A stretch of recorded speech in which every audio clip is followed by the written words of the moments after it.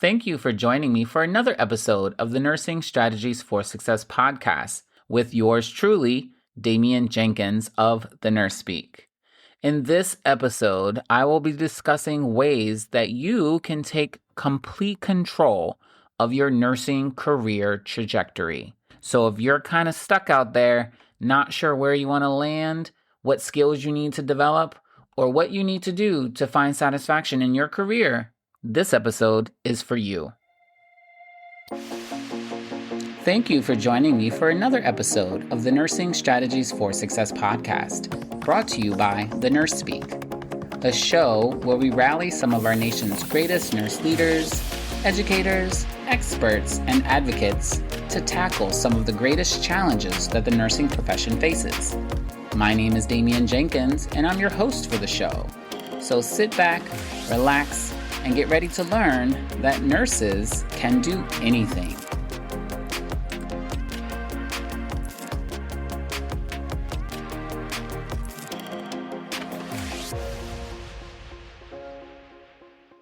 Hey everyone, and welcome back to the Nursing Strategies for Success podcast.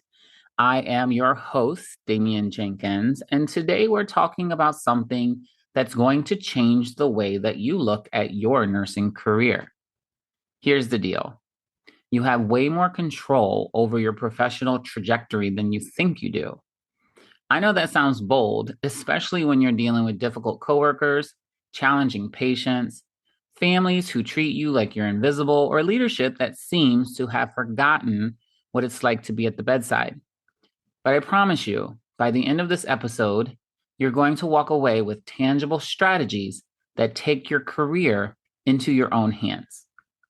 We're going to talk about professional development that actually matters, not just checking off mandatory education boxes, but real growth in your knowledge, skills, and confidence. We're going to discuss how to improve your communication and teamwork so you become the person that everyone wants to work with. And most importantly, we're going to talk about how to reduce those toxic, hostile interactions that drain your energy and make you question why you became a nurse in the first place. Whether you're a CNA just starting out, an LPN looking to advance your career, if you're an RN trying to figure out your next move, or if you're in nurse leadership who wants to create better outcomes for yourself and your team, then this episode is for you. Let's get into it. So let's be real for a minute. The nursing profession can be brutal. You know it. I know it. We all know it. For those of you who are not privileged to know of Dr. Renee Thompson from the Healthy Workforce Institute, I highly recommend that you familiarize yourself with her. I will have ways to connect with her in the show notes of this episode. But Dr. Renee Thompson has spent over 30 years studying workplace bullying and incivility in healthcare. And here's what she found. Disruptive behaviors in healthcare aren't just annoying, they're dangerous. They affect patient care, they destroy workplace and professional morale, and they cost organizations billions of dollars annually. But what Dr. Thompson also says is that when disruptive behaviors go unchecked, bad things happen to patients and employees. The key word there is unchecked. That means that someone has to check them. And oftentimes, floor nurses, CNAs, and other members of the interdisciplinary team kind of look at each other, or maybe look at just leadership to be the ones to check those bad behaviors. But really, it needs to start with you. Now, I'm not saying that you need to become the workplace police. I say it all the time in my place of work. I don't want to be the police.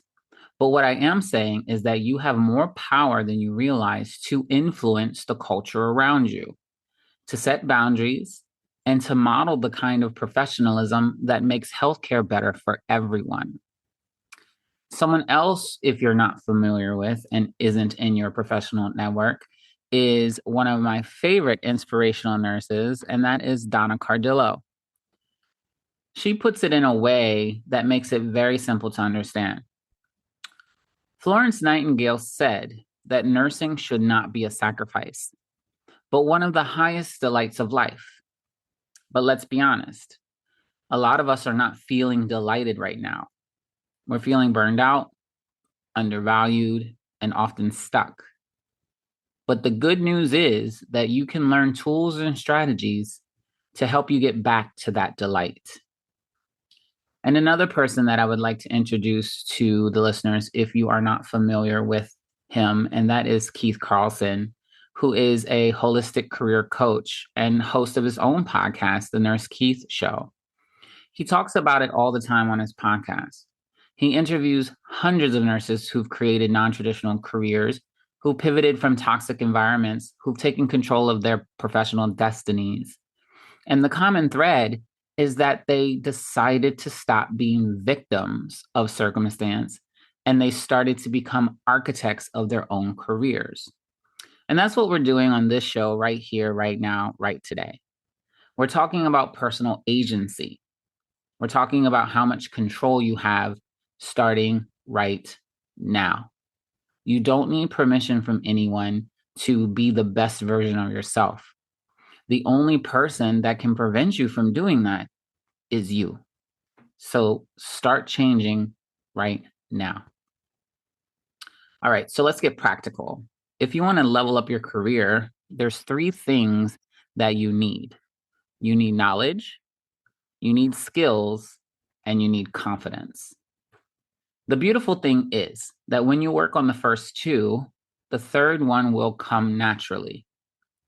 For those of you who have been out there in the workforce for more than 6 months, a year, 5+ years, you know that the more you know, the more you're able to do effectively, timely, and without interruption or mistake.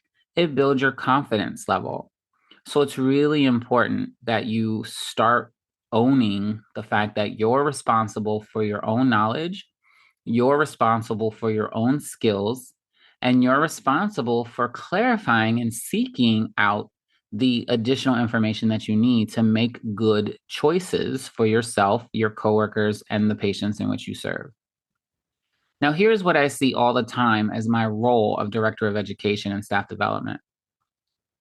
Nurses who think professional development means showing up to mandatory in-services, sitting through a PowerPoint on fire safety, and checking the box, signing a signature sheet and asking me, how long is this in-service going to take? I'm sorry to say it, my friends out here, but that is not professional development. That's just compliance. Real professional development is about intentionally expanding what you know so you can do your job better and position yourself for opportunities. So how do you do that? A lot of you are probably thinking, oh my God, we don't even have time to focus on the tasks that we're assigned. How are we possibly going to dedicate additional time to grow our knowledge and skill set? Well, first of all, you have to identify the gaps. What are your gaps? What do you wish you knew more of? Is it wound care? Is it medication management? How to de-escalate conflict when you have coworkers arguing with each other? Whatever the knowledge gap is, don't wait for your employer or your director of education or your nurse manager or your preceptor to offer up that training. You have to look for it yourself. You have to ask for it. There's tons and tons and tons of free and accessible resources that will help you to gain a better understanding of how to handle certain situations or how to develop a skill set that is going to benefit you to make your job easier so it's less stressful for you in the long run. YouTube videos from credible sources. There's nursing professional organizations that offer resources. Every single one of you listening to this show has access to these resources, or else you wouldn't be listening to this show. You have access to the internet, data self-service, whatever it may be. Use it strategically. You want to incorporate weekly lessons as you move throughout your career. You don't want to just become stagnant in one spot. Look, we're all guilty of doom scrolling on the internet and spending hours and hours and hours of looking at cute dog and cat videos or listening to some of the drama that exists out there in the world. But if it's not helping you grow, then it's not doing anything for you except keeping you stuck. The second thing is that you have to be able to read beyond your comfort zone. For example, if you're a med-surg nurse, read about behavioral health. If you're a long-term care nurse, you should start learning about some of the more acute care practices and skills. If you're in leadership, you should be more familiar with frontline challenges, workflow barriers. What are some of the resource issues that are slowing down the efficacy of patient care delivery on the front lines? The more you know, the more valuable you become, and the better equipped you are to speak intelligently about your field. The third thing is that you really should seek out opportunities to gain additional education and possibly additional certifications. Now, look, extra degrees, extra certifications, all of that take time and money. And often our organizations that we work for are not willing to dedicate time or money to help us achieve those accolades or that better insight and skill set. But it's really not up to our employers to do that. They're already established. They already have done their work to get a credential, to be accredited, to be licensed, to have the light bill on, to keep the doors open, to provide the patient care services that they provide. They don't need your professional development in order to do that. But what does require your professional development is your success for your future, for your development in your career. If you really have a hard time dealing with bedside, for whatever that reason may be, it could be physical ailments, emotional stress. Maybe you don't like the work balance. Maybe it's too demanding for you. Well, you're not going to be able to advance into a position that might remove you from the bedside if you're not seeking out opportunities to gain that additional skill set and knowledge. Your employer is not going to train you on how to become an entrepreneur. That would be counterproductive to their mission. Their mission is to make sure you're proficient in the role in which you are currently. They're not interested in promoting you out of that position. So keep that in mind. If you want to be promoted out of a position, you have to be the one to do the work to get there. So whether it's wound care, diabetes management, gerontology, leadership, entrepreneurship, education, whatever aligns with your goals, you got to go get it. That's what's going to set you apart from others. So when we talk about skills, knowledge without skill is useless. You can know everything there is to know about nursing. You can have ICU level experience in your head. But if you're not able to take that knowledge and apply it to the circumstances that you are facing in the moment, then it doesn't matter. Skills are where rubber meets the road. This is what gets the cars to move. If the manufacturers of these vehicles do not create the parts according to the design of the engineers who develop those parts, one screw is missing, one turbine doesn't turn, the vehicle will not move. So you have to really see it through from the beginning. You have to develop that knowledge base. You have to be comfortable utilizing that knowledge base. And you have to be able to take that knowledge and apply it to various situations that might even expect for you to use it in unconventional ways. And that's truly what makes nursing so amazing and what makes the best nurses the best. The flexibility and the ability to really take that skill and use it in a variety of different ways. So, practice deliberately. If you're weak in a certain skill, you want to ask to shadow someone who's strong in that skill. You want to volunteer for the toughest assignment. Ask if you could have additional time to practice. Competency doesn't just come from avoiding challenges. it comes from leaning into them. I can remember very vividly when I was a new nurse and my nurse educator told me that I need to become proficient in IV management, that I need to learn how to start and manage peripheral lines in the long-term care subacute rehab setting. We get lots of elders who need hydration or antibiotics, and it doesn't make sense to have to wait for someone else with that skill to come and provide the service. When I'm there with the patient, the skill takes a matter of minutes, and then I could be implementing an intervention that would possibly keep this person from going to the hospital or even saving their life. And although all of that sounded really great to me, I was still very nervous. I was very nervous about making a mistake, about harming the patient, about blowing the vein and ruining the vein. And, there's a lot of things that run through your head about what may go wrong, but you never really know if you could do it unless you try. And so she encouraged me and she allowed me an opportunity to be nervous, and she demonstrated a couple times. But then the tough love had to come around. She had to say, okay, I'm done showing you. Now it's your turn to demonstrate. It's your turn to do everything that I showed you how to do and do it on this next person.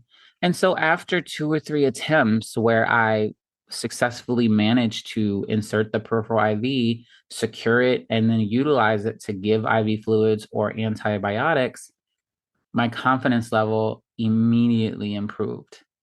I was no longer scared to try. I would get frustrated if I didn't, get it, or I would be annoyed if I put it in and 10 minutes later it blew or came out or infiltrated.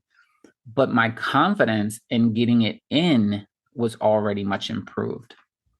So you really want to make sure that you take the time to practice those skills, not run from them.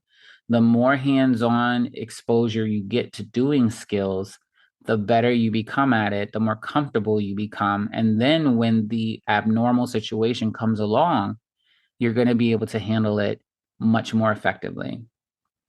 And here's something people don't talk about enough. The essential skills matter just as much as the clinical skills.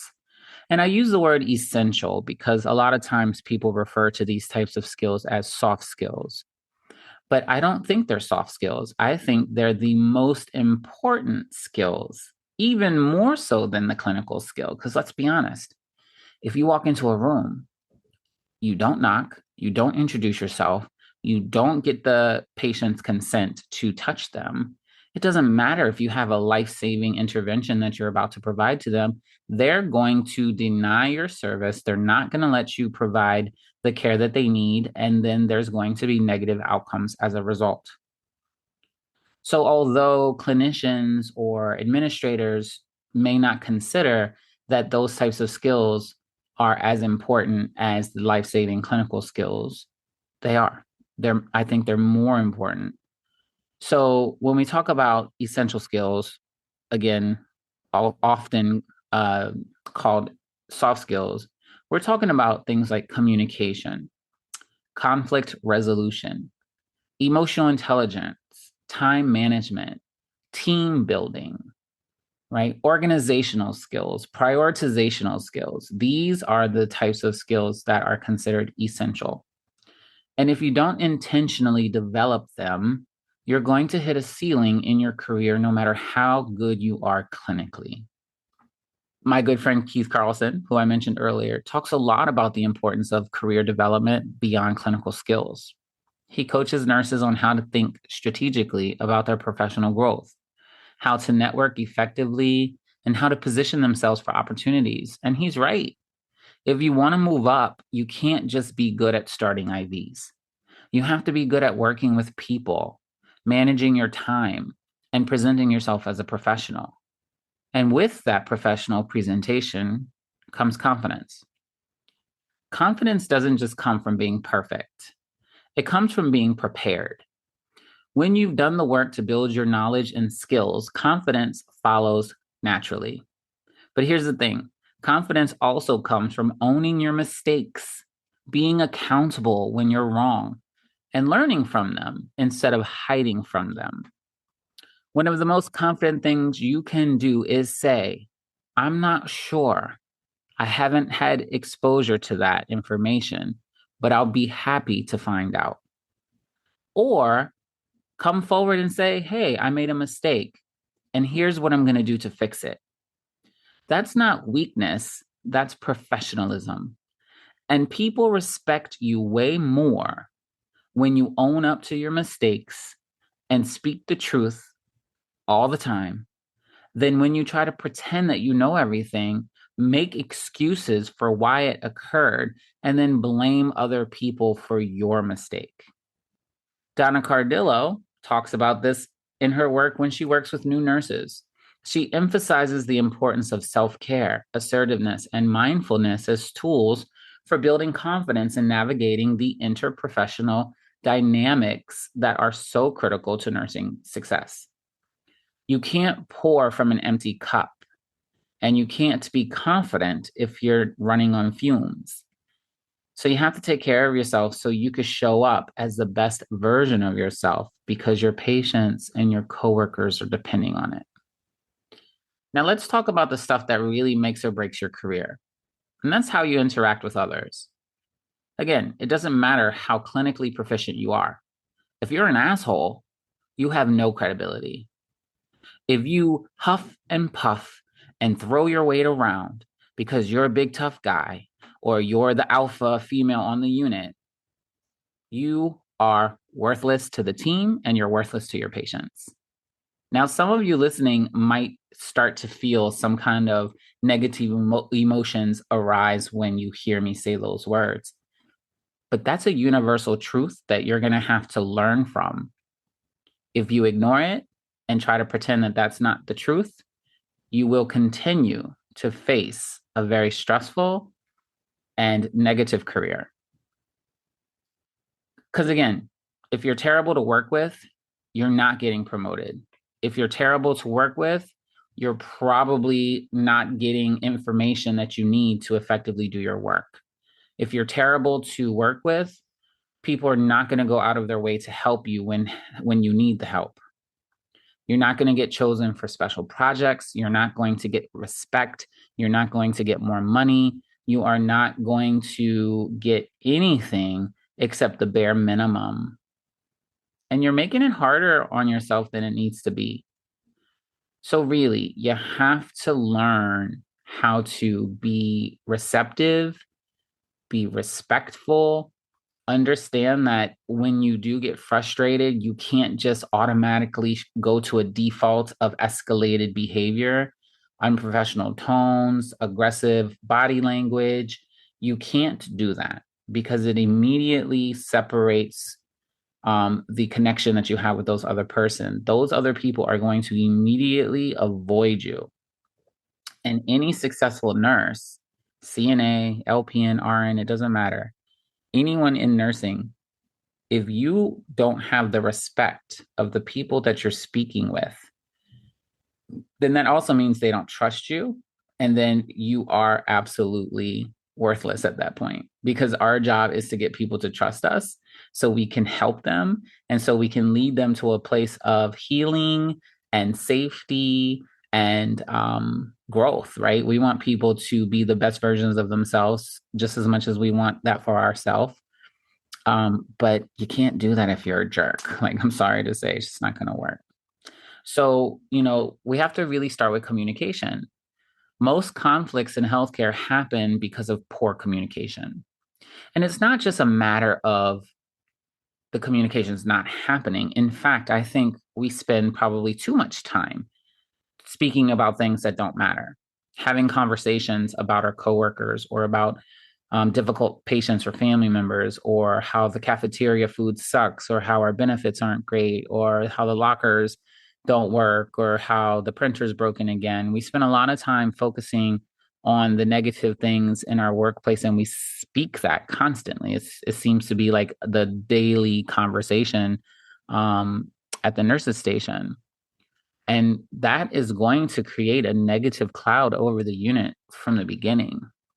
So I don't really think it's about lack of communication. I just think it's about poor communication. We're saying the wrong things.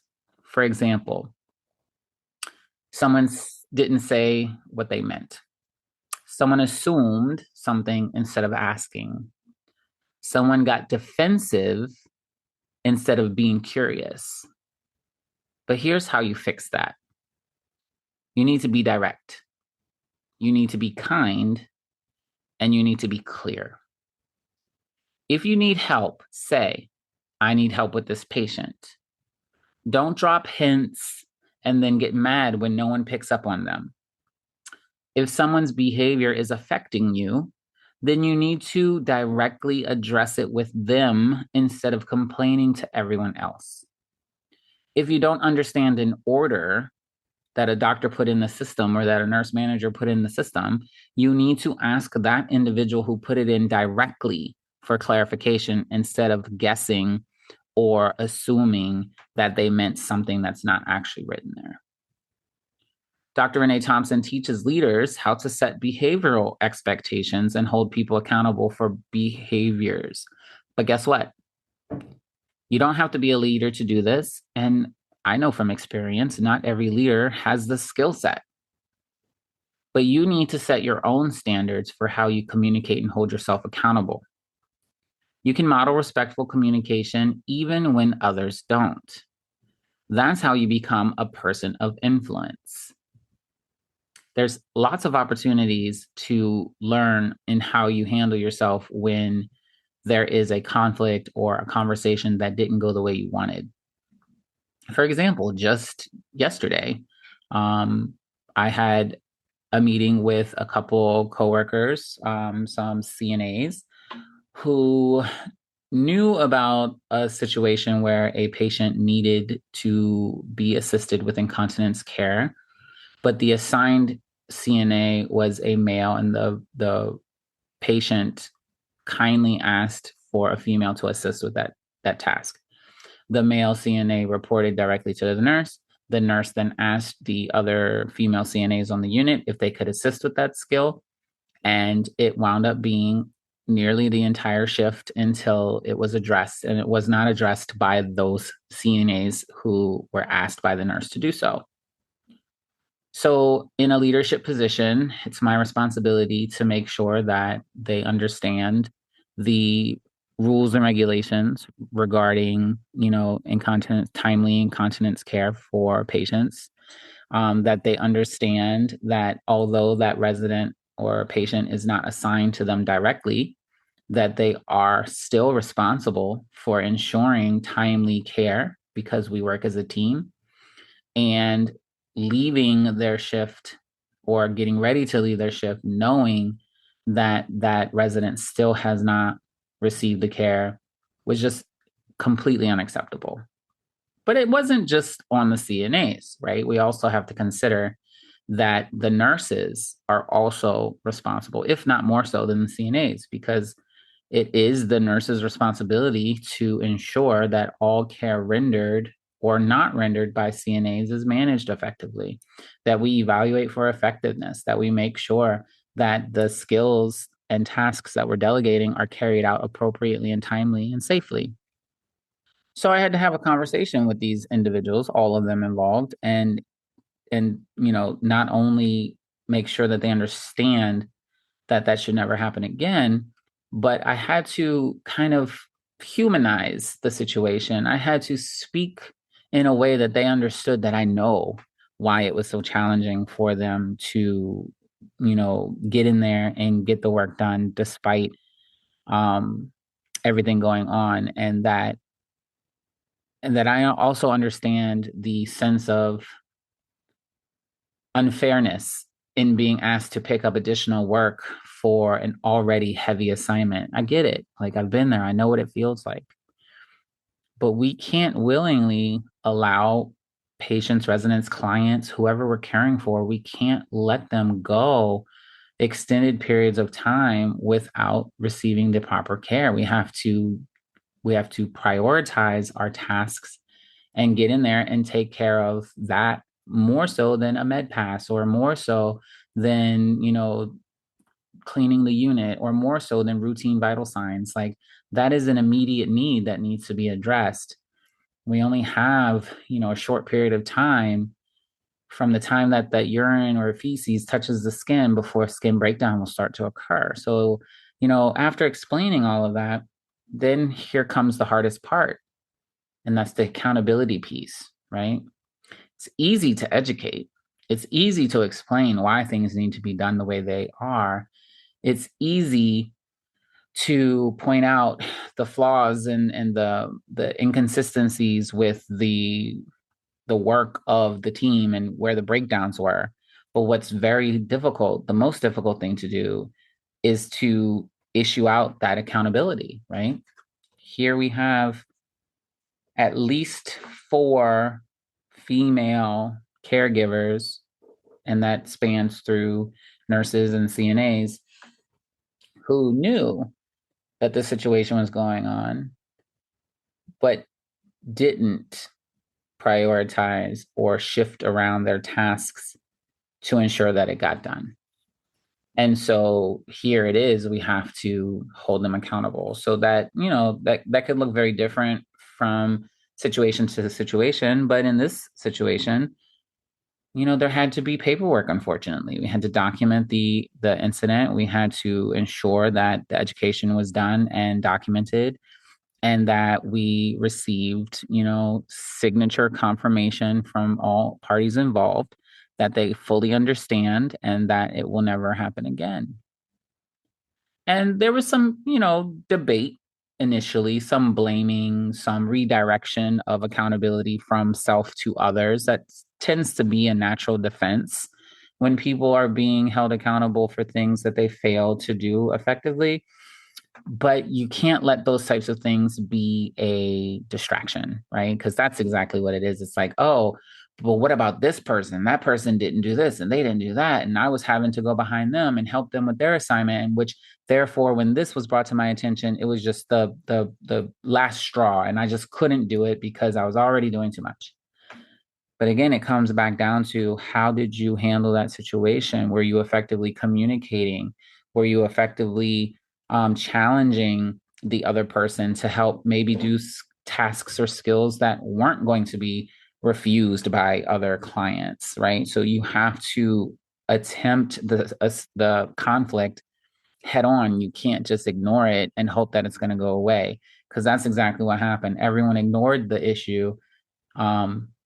And it wound up turning into everybody being held accountable and receiving progressive disciplinary action and re-education, which, never feels good to have. And it's now part of their record. So it's like, that could have been avoided just by using good communication, explaining the barriers that are going to be allowing you to handle whatever task is being delegated.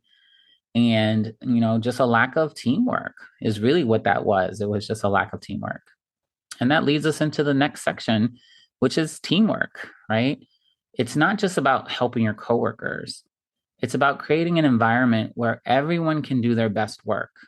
It means showing up on time, pulling your weight, being reliable, and not creating drama. I can't emphasize how important this is. Here's the hard truth. If you're the person everyone dreads working with, that is on you to fix. It is not anyone else's responsibility to fix that. That is your problem. If people avoid partnering with you, if you're always the last one picked for shifts, if no one wants to be on your team, pay attention to that. That's feedback, even if no one says it to you directly. On the flip side, if you're someone who consistently helps with others, you stay calm under pressure, you don't throw people under the bus when things go wrong, people are going to notice that. And when opportunities come up, guess whose name is going to get mentioned? Yours.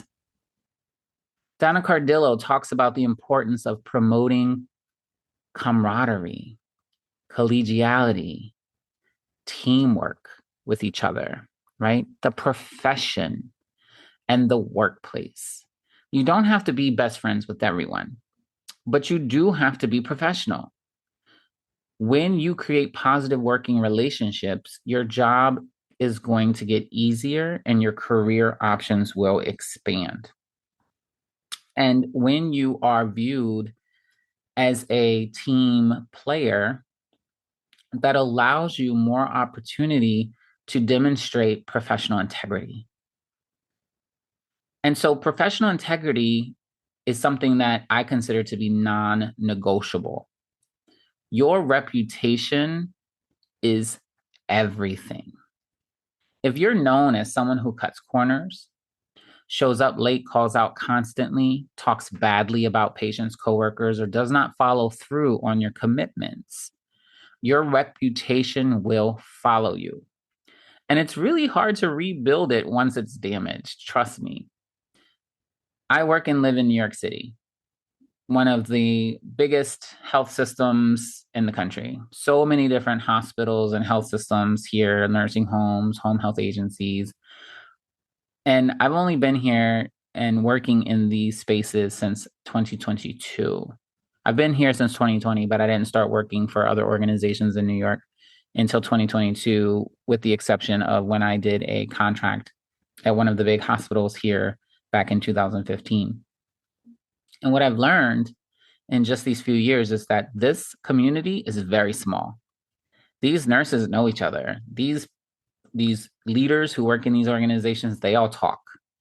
They have like this massive phone tree. They have everyone's numbers. And I promise you, we've had several situations where people have applied to come work at our facility or other facilities, and we get phone calls asking about them, and they get phone calls asking about them. And everyone seems to know who these people are. So once you ruin your reputation, unless you're completely moving in a different area or switching career paths altogether, it's going to follow you. So your job is really to have a good reputation. Professional integrity means doing the right thing even when no one is watching. It means speaking up when something's unsafe. It means admitting when you made a mistake instead of hiding it. It means treating every patient, resident, family member, coworker with dignity and respect, even the difficult ones that you might be working with. Keith Carlson often talks about aligning your career with your personal values. So if integrity, respect, and professionalism are your values, then you have to live them every single day, not just when it's convenient or when people are watching. That's how you build a reputation that opens doors. An example of that, it's just such a simple example, but I want to just share this for those of you who will understand this. And this goes down to professional integrity.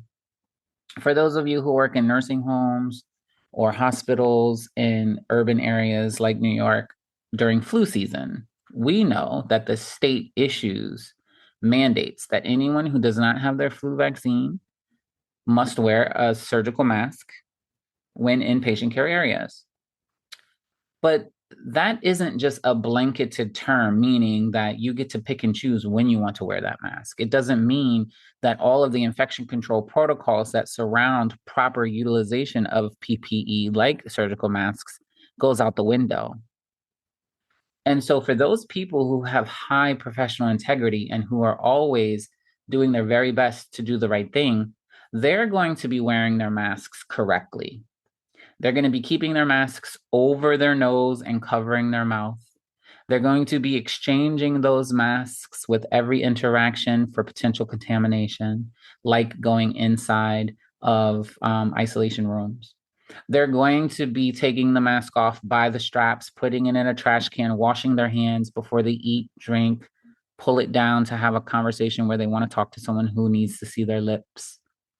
And then they're going to put on a new one um, and make sure that they follow the same process throughout the duration of their day while they're caring for patients or in the care spaces, right?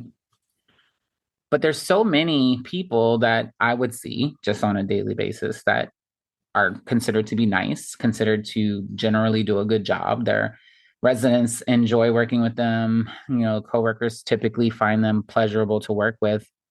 But every time I see them, their mask is not in the correct position. It's under their chin, it's on their head, it's hanging off their ear. They don't have one on at all. And when they see me, they immediately react as if they know they're not following the protocols, but yet it remains a consistent problem.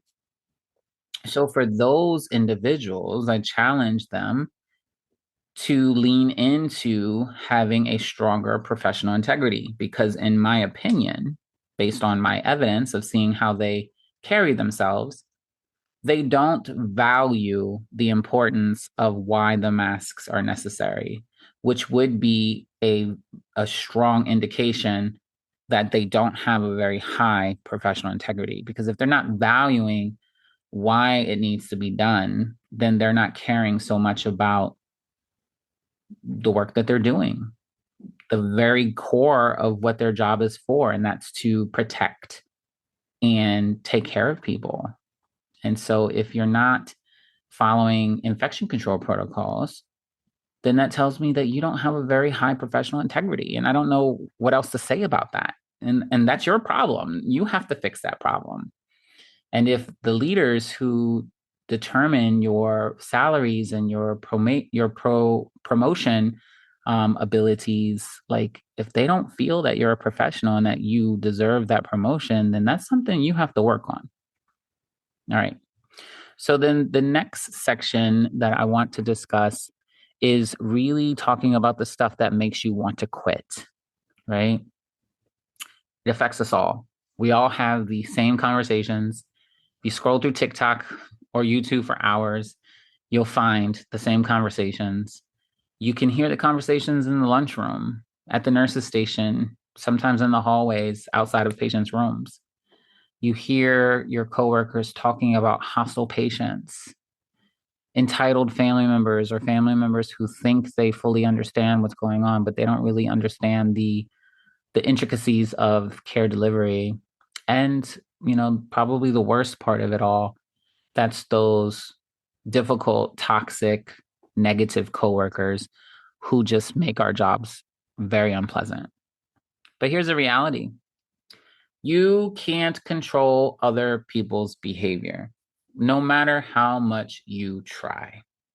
You cannot make a family member be polite. You cannot make a coworker stop being passive aggressive. You cannot make a patient treat you with respect.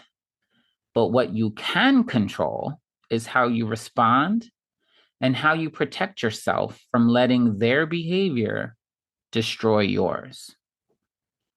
So when you're dealing with hostile patients and family members, let's talk about that. First, you want to remember that most of the time, hostility towards you or others comes from a place of fear, pain, and feeling powerless. People in healthcare, especially patients and family members, typically lash out when they're scared, uncertain of what's coming next, when they feel they've lost a sense of control or autonomy. And although that doesn't make their behaviors okay, it does help you to not take it personally. When you're dealing with a difficult patient or family member, it's so helpful to just stay calm, set professional boundaries, and do not escalate the situation. It is not your job to argue with them. It is not your job to try to tell them that they don't have a right to feel how they feel. It's not your job to avoid them and not render care services because it's uncomfortable for you to be treated the way that they're treating you. But what is your job is to try and use de-escalation techniques. You need to lower your voice. Some of the people that I work with have naturally loud voices. When someone's upset, that's going to trigger them. And, some of these individuals I feel just don't have a desire to learn to change the way that they speak. And it does make everyone's job harder when we're constantly getting complaints about the way that people are speaking to them. But again, ultimately, that's not anyone else's responsibility. It's the individual's responsibility to learn how to control themselves. And if they can't, then unfortunately, they have to face the consequences that comes thereafter. but you really should lower your voice. You want to give the person who's upset some space. You want to acknowledge their feelings without agreeing with them.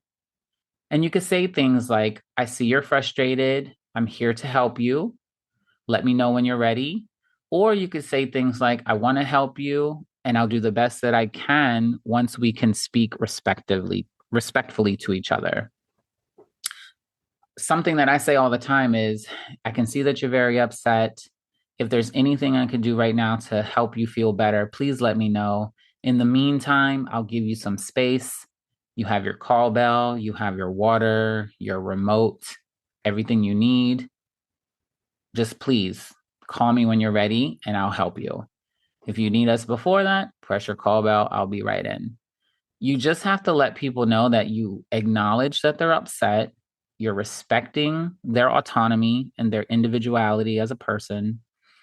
You're going to give them space so that that way they can decompress in their own way. But you're also reassuring them that you are there and you are available to help them once they're ready. It is never appropriate for you to make excuses, to try to deflect their behavior, to say things like, well, I'm just here to help you. I don't know why you're being disrespectful to me. Like, that's not going to help the situation. Or telling people to calm down, or telling them, oh, I don't know why you're so upset. It's just protocol. Everything will be all right. Like, that's dismissive and that's just going to start a fight. So if someone does get to the point to where they're crossing a line, like they're being verbally abusive, threatening, or inappropriate, your job, again, is not to retaliate. Your job is not to escalate it and to make it worse. Your job is to acknowledge it, tell the person that's inappropriate, let them know that you are acknowledging that their behavior is inappropriate. That's all you have to say. And then you're going to go report it to your superiors and you're going to document it. You're not going to just suck it up. You're not going to ignore it. You're not going to allow it to happen and not do anything about it. But what you're not going to do is engage with the person who is being verbally abusive, threatening, or inappropriate. You can say to them, that's inappropriate, and please don't do that or speak to me like that, but you're not going to say anything further. You're going to leave, you're going to go report it, and you're going to document it. Because your safety and dignity matters as well.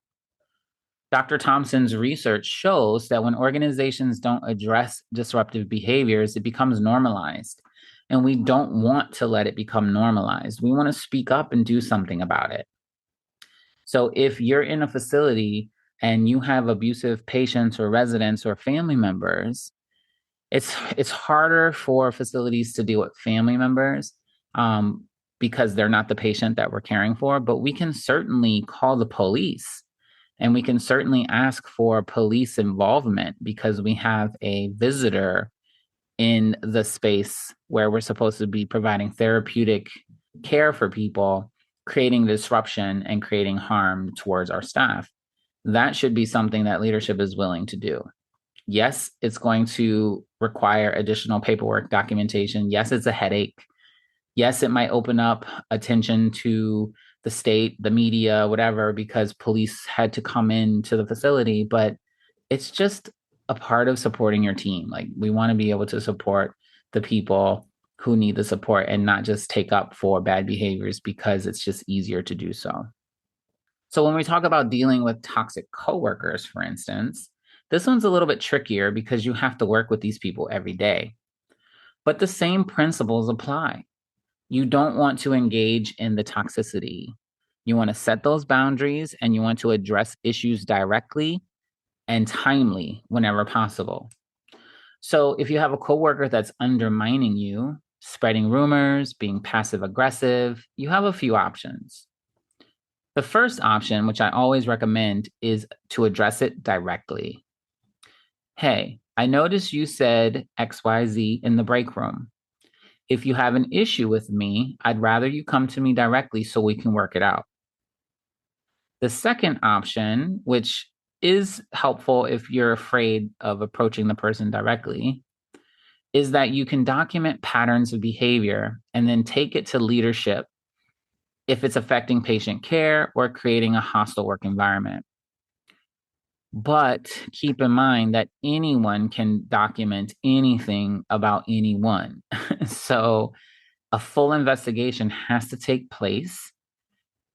All parties involved have to be interviewed. And often I find it's helpful when all parties involved are brought together so we can have a discussion as a team so we can identify assumptions, um, biases, misrepresentations, or misunderstandings. And so then we can also all agree on what the actions will be moving forward. I don't think it's appropriate for a leader to hear one side of the story and then act on it. I think it's actually really damaging when that happens, especially when a person is being a victim of bullying behaviors and the leader takes the bully's side of the story because they might be the one who's been there longer or they might be the one who's more dependable to fill the schedule. And then what that does is it isolates, undermines, and makes those other folks feel unsafe to be in that place. And they wind up quitting, which is one of the reasons why we have a lot of turnover in healthcare is because just lack of follow through and proper investigation from leadership. The third thing that you can do when you're dealing with toxic coworkers is you can choose not to engage. Just simply refuse to participate in their gossip, refuse to retaliate, and focus on being the professional regardless of how they act. If you show up and do your work and engage with your coworkers and your clients and patients and everyone else with dignity, respect, an upbeat attitude, and you are not letting others phase you, they're eventually going to stop. I promise. The hostile behaviors towards you will stop, or they might escalate, but then that person's going to wind up getting themselves in trouble because everyone's going to see that you're doing the right things and they're the ones causing the trouble. Dr. Thompson teaches that you don't have to be friends with anyone, but you have to maintain professional behavior. And when you consistently do that, even in the face of toxicity, you will protect your reputation and your mental health. And people are going to trust you. They're going to really take note when you're able to deflect someone who is trying to come for you. When you're able to still focus on your patients, your residents, your coworkers, yourself, you manage yourself with poise and grace. You don't buckle under the intimidation tactics that someone else is throwing your way. You can talk to them directly and still manage patient care and not allow your emotions to make you make bad decisions. Then everyone is going to see that for the truth that it is. They're going to respect you for it, and you're going to be untouchable when it comes to others trying to sabotage you. So let's just be very clear here. If you're in a genuinely toxic environment, I'm talking about hostile, physical or verbal threats constantly, you know, evidence of people sabotaging your work, um, trying to pin stories against you or place blame on you, where you've addressed it multiple times and leadership is not addressing the issues, it might be time to leave that job. But before you do, you want to make sure everything is documented. You want to submit everything via email to HR, and you want to keep a copy of all of these situations for yourself in the event that the organization or leadership tries to blacklist you or tarnish your reputation professionally. It's really sad to say that sometimes we have to do this, but I've worked in so many different places and have seen so many different things that it's never a bad idea to have all your documentation and protections in place just in case someone is silly enough to challenge someone who has high professional integrity and who values their reputation tremendously. It's unfortunate that sometimes people act that way, but just make sure that you submit everything to HR, that you make a formal grievances, and that you have all of your documentation in place for when you leave your job. So that way, if they do try to file any kind of grievances against you, whether it's professionally or legally, you have all of that documented. And it might even help you in legal suits later if it needs to go that far. All right. So don't sacrifice yourself trying to fix a broken system, right? If you're just in a place that's not working out despite your efforts to try to help improve the system, and your efforts just seem to not be improving anything, your well-being matters more than any job always and forever. So please, you have to do what's best for you. All right.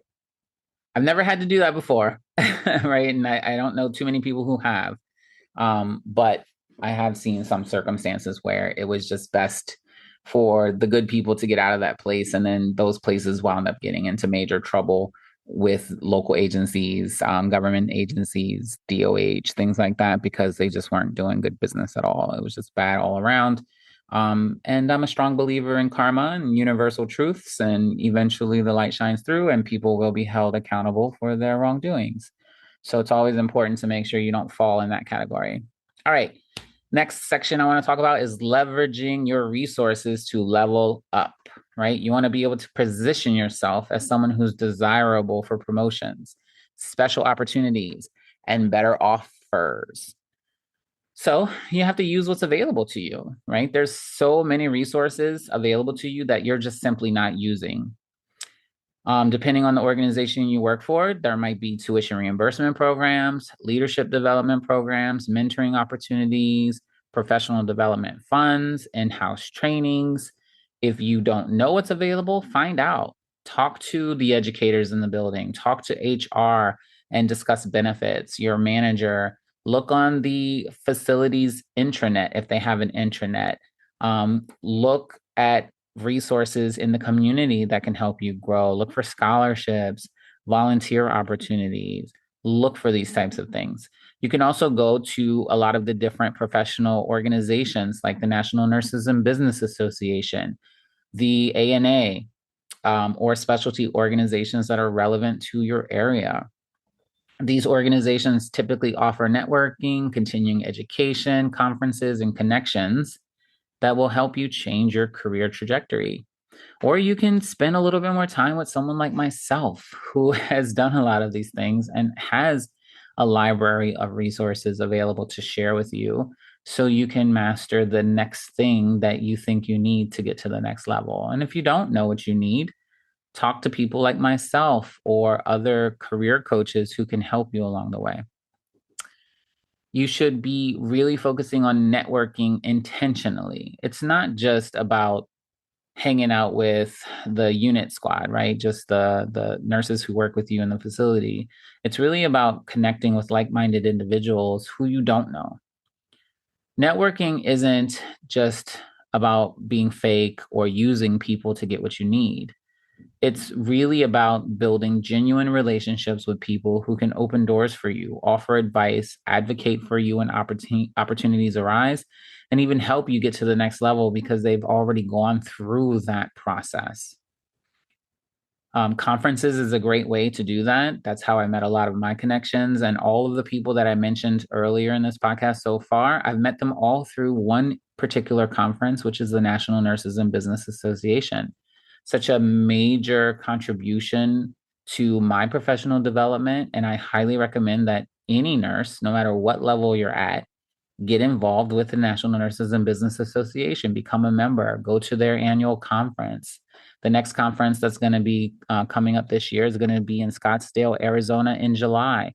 You want to make sure that you go to that conference if you're interested in anything business related, if you're interested in how to leverage your resources and knowledge to create a revenue stream for yourself that falls outside of collecting a paycheck at the hospital or a nursing home, right? You could connect with people on LinkedIn.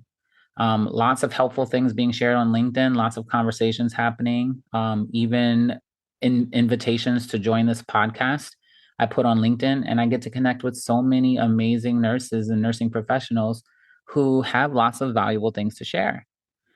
You can join nursing groups and actually participate in them. Don't just have them, on a doom scroll list, but actually engage with these folks. Start talking with them, start sharing ideas, and then learn from all of those connections. You want to stay in touch with these folks. You never know when a connection you make will lead to the perfect opportunity for you, right? Keith Carlson, for instance, built his entire career on networking and building authentic relationships within the nursing community. He's proof that who you know matters just as how much of what you know or how skillful you are. But the key word is authentic. People can tell when you're just trying to use them versus when you're genuinely interested in learning and connecting. And I can tell you, I've met lots of folks in various capacities who claim to be able to do all of these amazing things and they have all these amazing resources and they make all this amazing money. But every interaction with you is to get you to buy something from them. That's not a true connection. That's not someone that you want to spend lots of time with. If someone is always trying to sell you something or get you to join their next cohort or to try to convince you that you need their program to level up what you're already doing well, then they're not a true connection.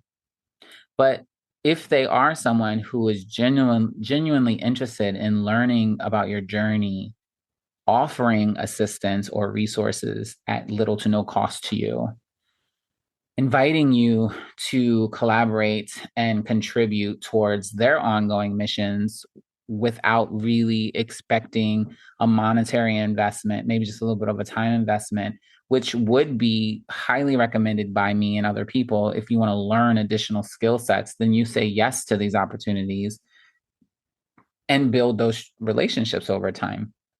Because eventually it could land you in a position where you're getting $100,000 contracts to do similar work with other people through learning that process, right? Maybe, that contract was thrown your way by these individuals because they're too strapped to take on that client, but they know you are now in a position to be able to do that, so you can. The point here is that networking is not just about hanging around and meeting new people and then doing nothing with it. It's about connecting with those folks who align with what you inspire to be like, so that way you can learn from them. Also share with them what you've learned along the way, maybe offer some of your services and wisdom to help them along their way. And then we all just have this really nice working relationship where you do this for them, they do that for you. They actually want to know about your Christmas plans and how your family's doing. You guys get to meet up once in a while for cocktails or dinner without any kind of transaction. And then maybe some business transactions happen later. This is what networking is all about, right? You just never know who you're going to meet and how they're going to help impact your future. So, networking and connecting with people who you don't know, but who share the same mindset and values will really help you go far in your career.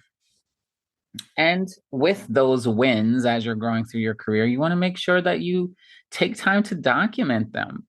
You want to keep a running list of your accomplishments, certifications, projects that you've led, positive feedback that you received, and problems that you solved.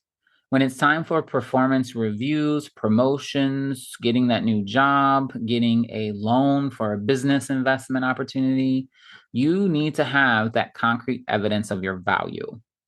You don't want to rely on your manager to remember everything that you've done. You don't want to rely on letters of recommendation from prior employers. You need to be your own advocate. Donna Cardillo talks about the importance of building your personal brand and positioning yourself for success. That means being intentional about how you present yourself, what skills you're developing, and what reputation that you're proud of. You are the CEO of your own career, and you need to act like it. All right, so here's where we land. You're not a victim of your circumstances. You are not powerless. You have choices every single day about how to show up, how you respond to challenges, and how you build your career. Can you control your patient load?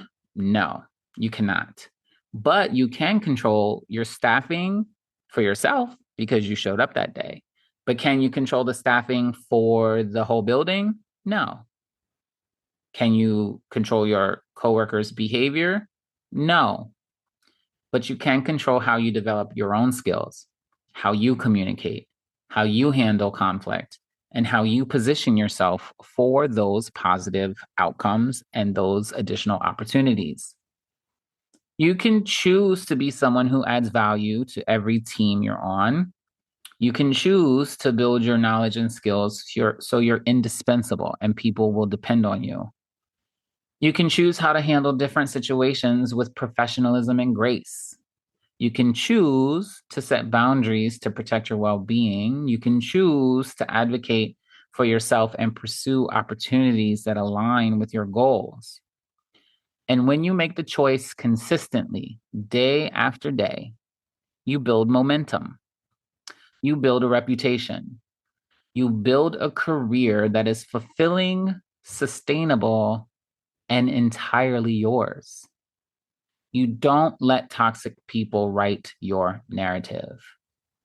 You don't let difficult circumstances define your career. You don't wait for permission to grow. You've got everything you need to take control right now. The nursing profession needs more people who are committed to excellence, professionalism, and personal growth. And that starts with you deciding that you're worth investing in. So here's my challenge for you. Pick just one thing from this episode and take action on it this week. One skill to improve, one conversation to have, one resource to explore, one boundary to set, just one. And then do it again next week. That's how you change your trajectory. That's how you change your career. And that's how you change the circumstances in which you live that you may not be happy with. It's one intentional choice at a time. All right, everyone, that's what I have for you today. So I hope this episode reminded you just how much power you actually have to shape your career and your life in nursing. If this resonated with you, please share it with another nurse who needs to hear it. We're all in this together. And the more we invest in ourselves and each other, the better this profession becomes. Thank you for taking the time to listen and to hang out with me. And until next time, take care, be well, and remember that nurses can do anything.